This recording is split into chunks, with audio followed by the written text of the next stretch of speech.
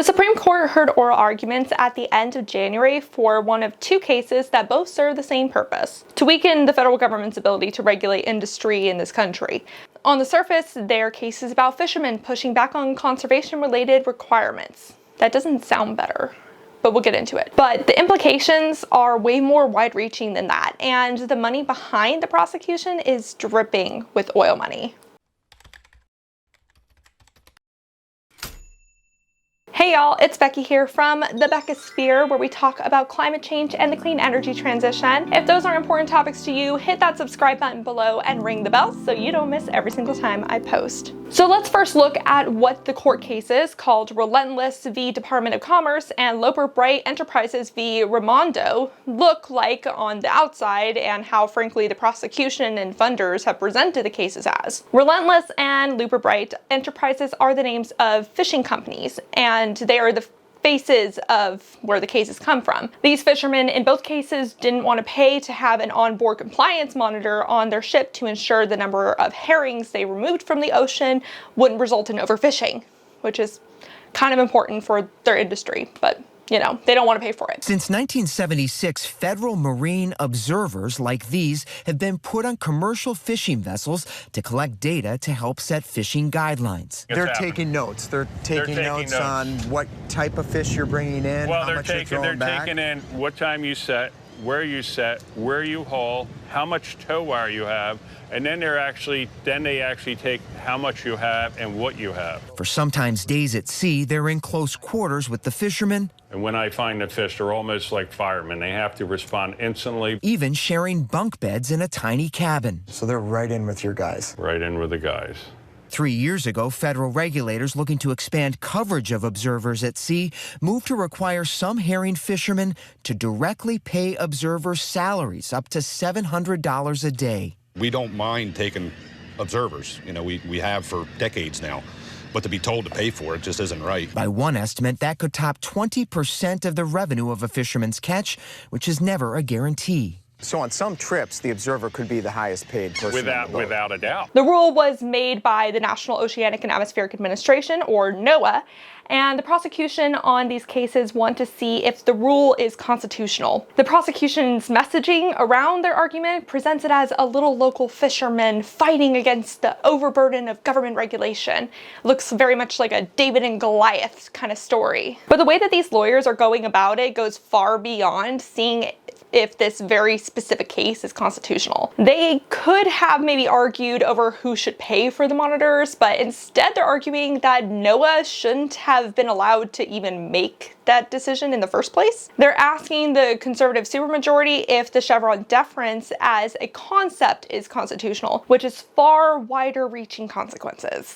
Chevron deference refers to the result of an 80s case, Chevron v. Natural Resources Defense Council, or NRDC. Put very simply, that case laid out groundwork for judges to defer to federal agencies to provide a reasonable interpretation of a law if Congress or the Constitution doesn't have any specific language around it. Which honestly makes sense because Congress and court officials can't know everything about everything.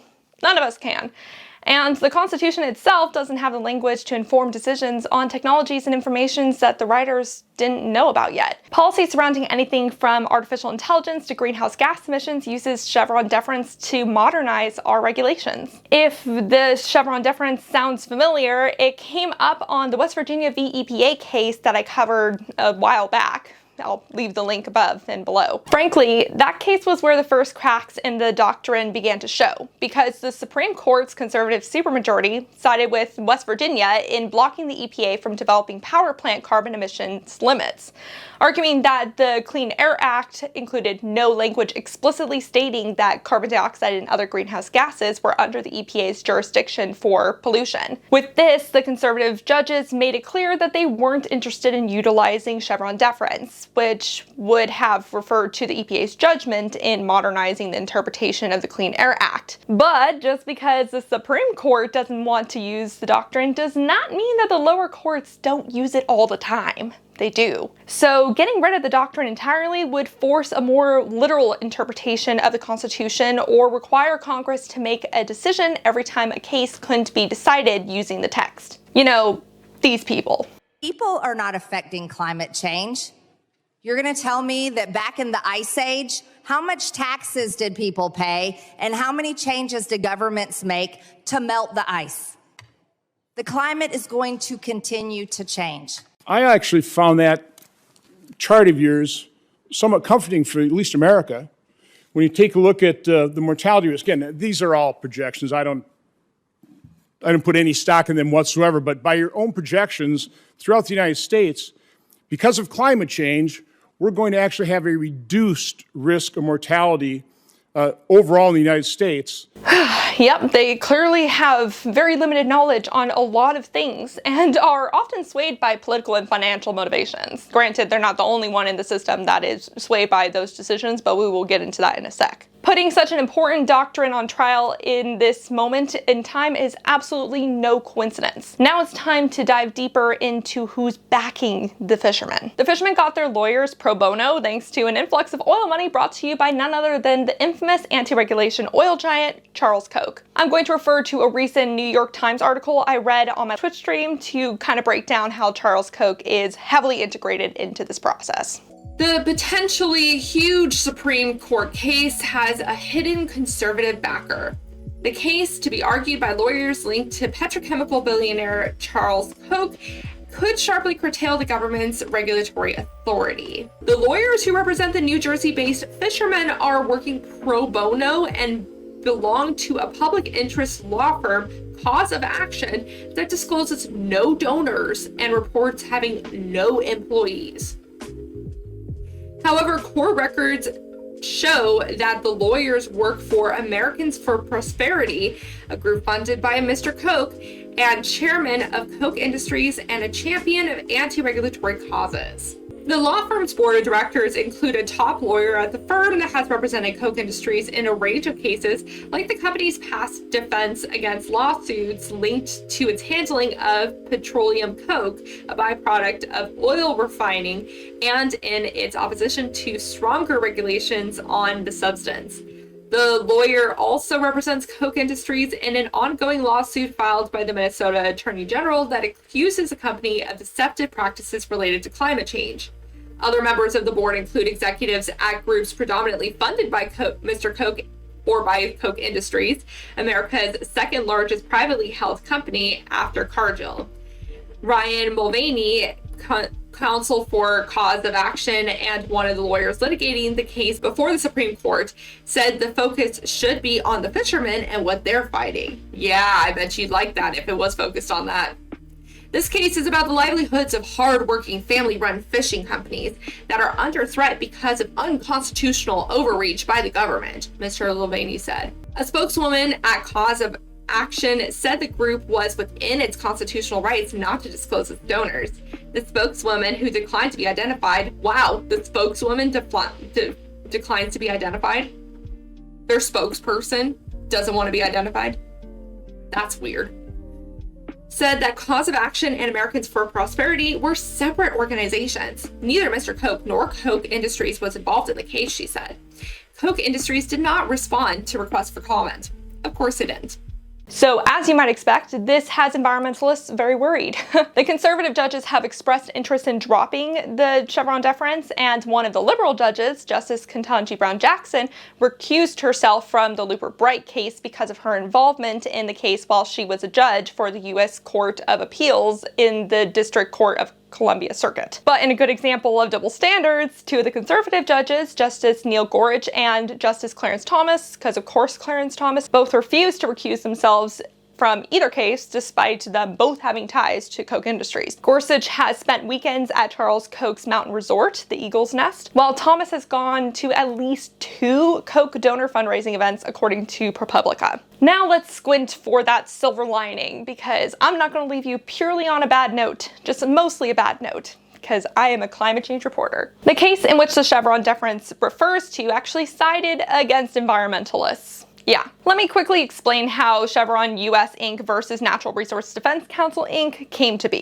In 1997, Congress amended the Clean Air Act of 1963 to include language stating that any new industrial project that created a major stationary source of air pollution must go through an extensive approval process with the EPA. During that time, the EPA considered a source in this context to mean an individual machine or equipment piece, like a smokestack or boiler. But when the Reagan administration took office, the EPA's interpretation of the word source changed to refer to the whole facility. This change is significant because this way the company could skirt around the EPA's new source reviews by reducing pollution elsewhere in the facility to make up for the new addition. So basically carbon offsets. This new interpretation made it easier for more industrial sites to be built, which resulted in worse air pollution even if the companies claimed that they were offsetting the impacts elsewhere. So it was about as efficient as offsets. But don't worry, some people are actually catching on to the carbon offset loophole. Has anyone heard of the European Union? Yep, that's a video coming up for sure.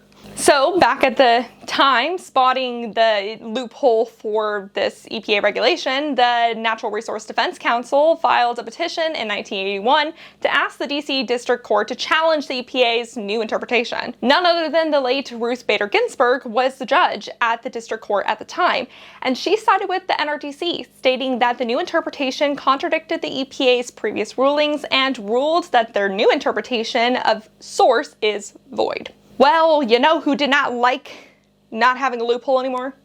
Chevron. The US oil giant Chevron didn't like this ruling because it hurt their bottom line, so it decided to appeal the decision to the Supreme Court. Thus began Chevron v. NRDC. In 1984, the Supreme Court unanimously sided with the EPA to reverse the district court's appeal, setting the precedent of Chevron deference, which means that the job of a government agency is to interpret constitutional language when it's vague, and their interpretation gets priority. So in the original case, the people advocating on behalf of better air pollution regulation actually lost to the EPA's more conservative leaning stance because the Supreme Court gave preference to agencies to interpret vague language. Chevron deference's inception exemplifies the complicated reality of government agencies because it's not just Congress that gets swayed. Their views will sway from administration to administration too. Agencies will often produce more progressive policy suggestions than like industry would because they are guided by research and generally don't have quite the same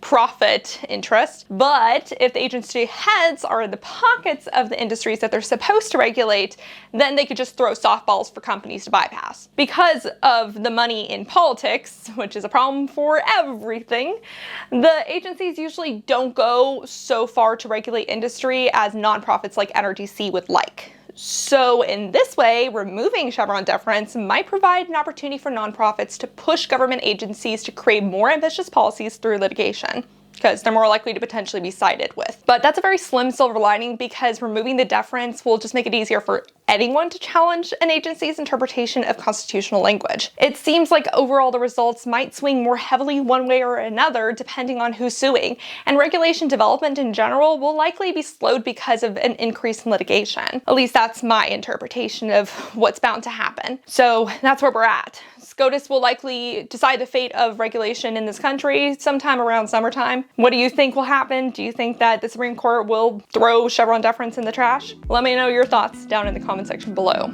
Come here. Look who's here. Oh goodness. Oh, that feels good. That feels real good. It's time for a fun fact about Rue.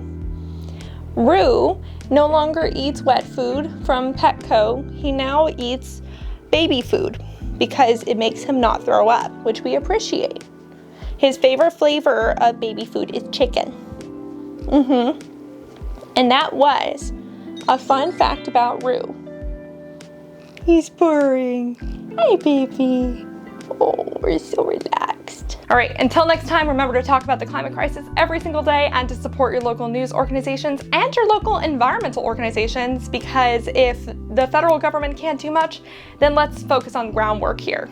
Thank you so much to the people on Patreon who helped support me and my fur baby Rue. A special shout out to the climate confident and courageous David H., Norman Anal, Paul B., Phil Plasma, Dan Morton, Nate, Specker, Bree C., Deanne, Steve, Kevin Morton, and SKP Joe Korsgold. I greatly appreciate your support of $5 or more. If you would like to support the Beckosphere, please check out the Patreon and Buy Me a Coffee links in the description below for reoccurring or one-time payments. Bye.